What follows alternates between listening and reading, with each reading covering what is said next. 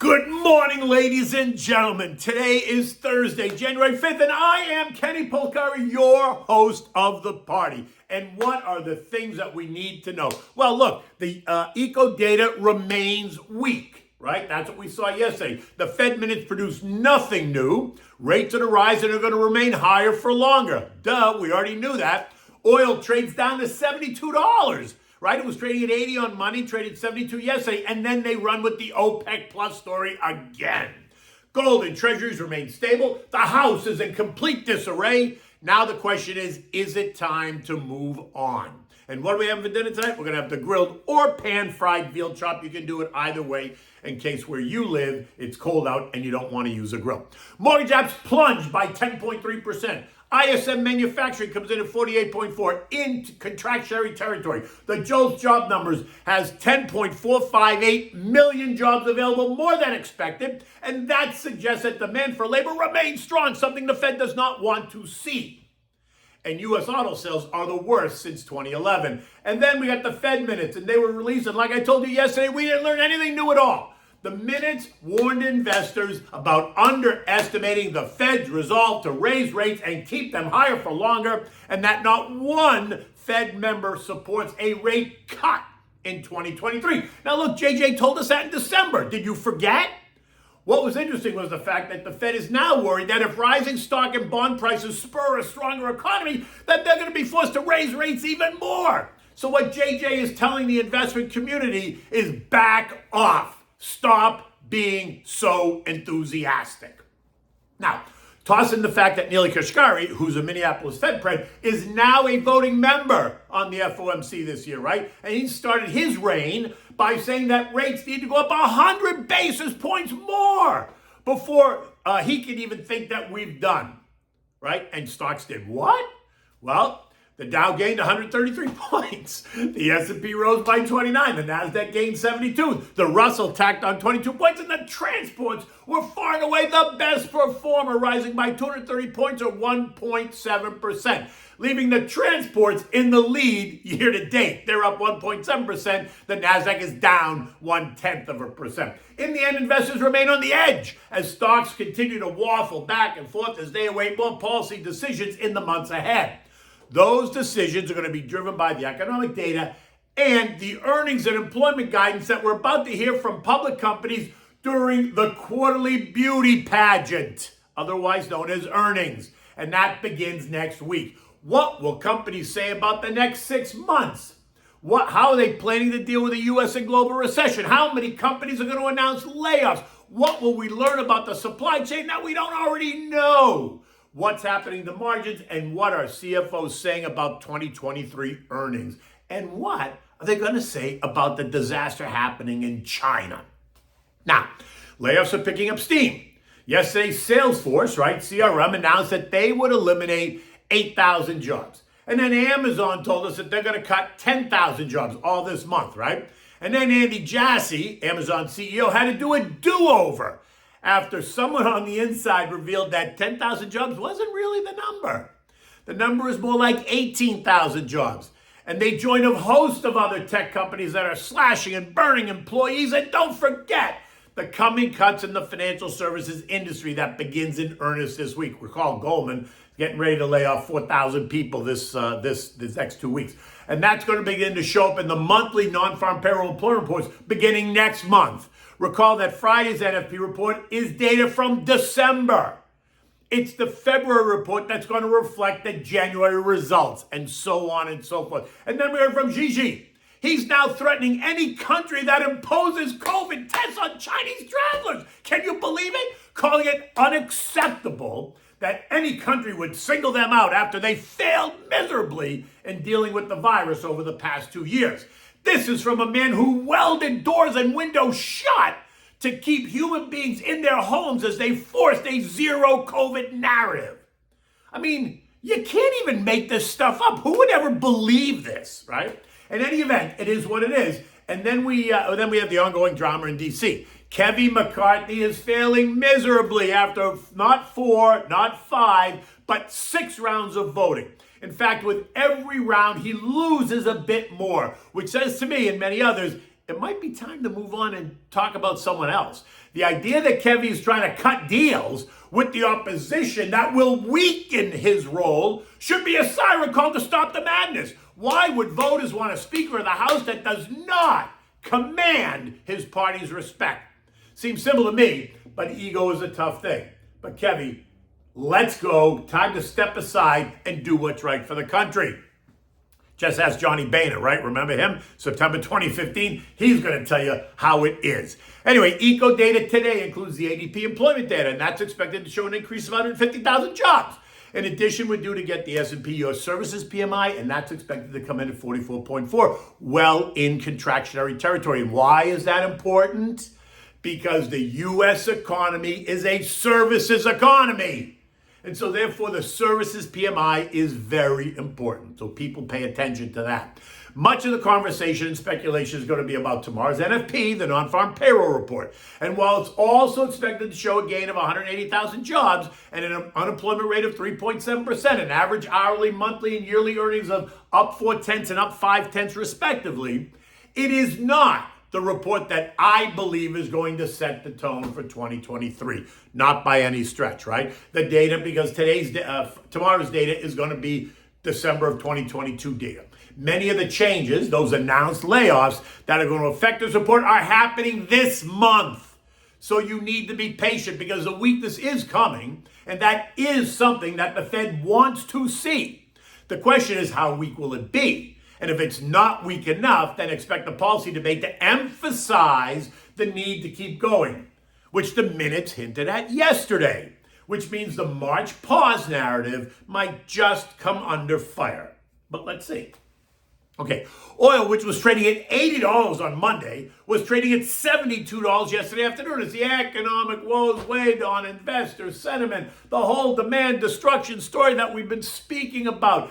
The one that they rustle up every time they want to see oil decline. And then every time they do, after the decline happens and everyone loads up, then they run with the China reopen story and the demand that that's going to produce. And then they run with the OPEC plus narrative, which they did again this morning. And the headline says all you need to know.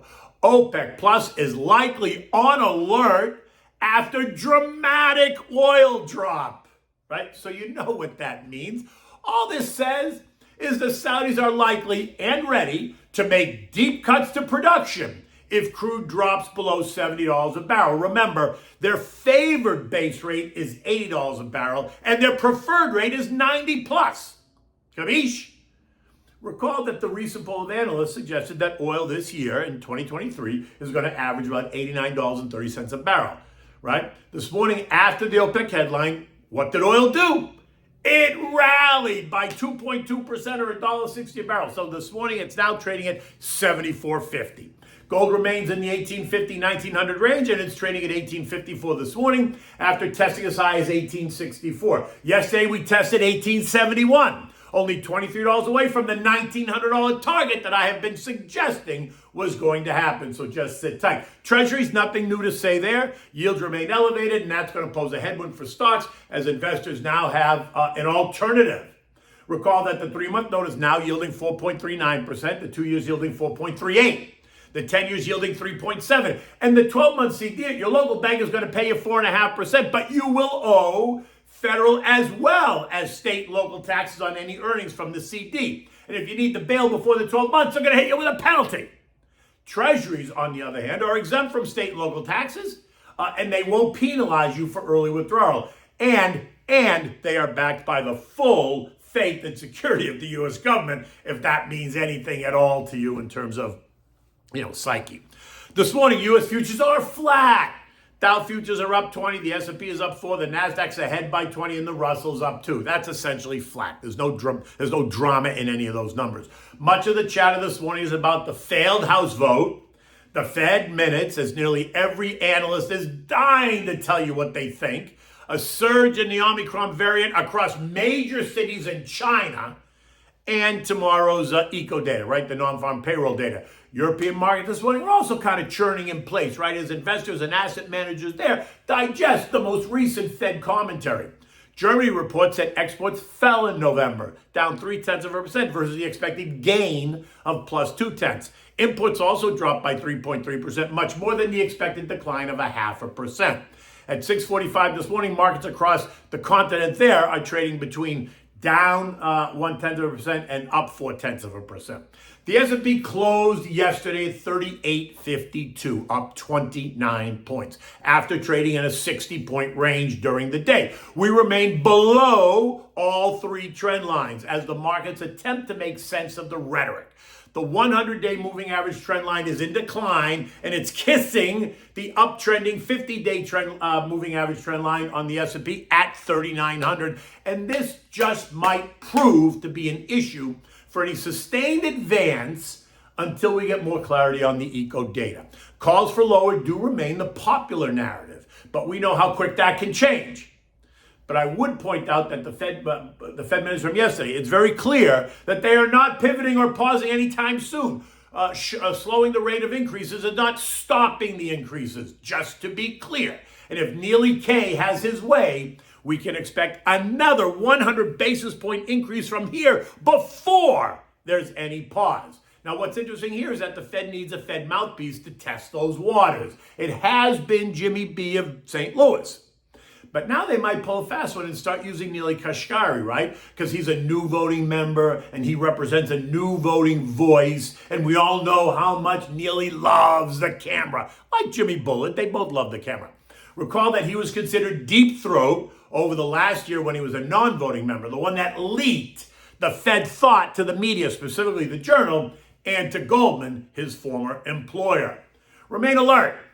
Remember, any positive headline will create a knee-jerk reaction that could see the market surge as the algos go into overdrive looking for opportunity, mostly in the beaten-up sectors like we've seen every time that happens. Okay, so what do we have for dinner tonight? We're going to have the grilled veal chop with cherry tomatoes. Now, you can pan fry it, like I said, so just pay attention.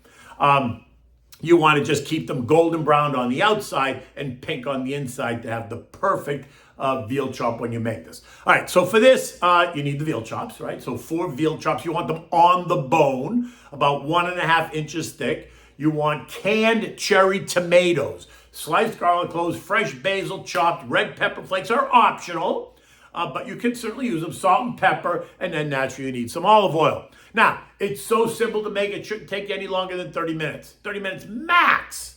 So you can come home at 5:30 and really have table set, dinner on the table by max 6:15, right? You'd be rushing to fix by 6 because you have to set the table. So say 6:15. Now, if you're grilling the chops, then you want to preheat the grill. If you're not grilling the chops, you're going to use the stove. You're just going to get your ribbed pan out. With a meat mallet, you want to pound the veal chop a little bit. Now rub it, massage it with some olive oil, and season it with salt and pepper on both sides. Make sure you rub it all nice, and then just set them aside. In a saute pan, you're going to heat up some olive oil and saute the garlic, right? Don't burn it. Add the cherry tomatoes, salt and pepper, and the red pepper flakes if you're using red pepper flakes. Mix it up well. Turn the heat to medium-low. Add the chopped basil. Let it simmer there on medium-low for a little bit. Now set it aside. You just want to heat the tomatoes up a little bit, right? Set it aside. Now place the chops in the grill and cook until they're golden brown on each side. Maybe 3 to 4 minutes max. Much longer, you're going to have a chop that's well done throughout, right? Now, if you like it that way, you can have it that way. If you're pan frying it, then make sure you use a ribbed frying pan. Put the heat on high and do the same. When you're done, you can present it 2 ways. Either you make a bed of the cherry tomatoes and place the veal chop on top, or you place the veal chop on the plate and then put the cherry tomatoes on top, right? You want to serve this with an arugula salad dressed in traditional oil and vinegar, seasoned with salt and pepper, some oregano, and fresh lemon juice. The idea here is to keep it simple. There has to be nothing complicated about this dish. So you're going to have a nice, clean, grilled or pan-fried veal chop, topped with cherry tomatoes and some basil, and with a nice arugula salad. Enjoy that with your favorite red wine. I'd use a lighter red wine, not a heavy red wine, like maybe a Pinot Noir. Always works nicely with that. In any event, right? It's Thursday. It's going to be another beautiful day here in South Florida, although we're getting a cold spell this weekend. It's only going to be 70 instead of 80. Oh, can't wait. In any event, Until tomorrow, you take good care.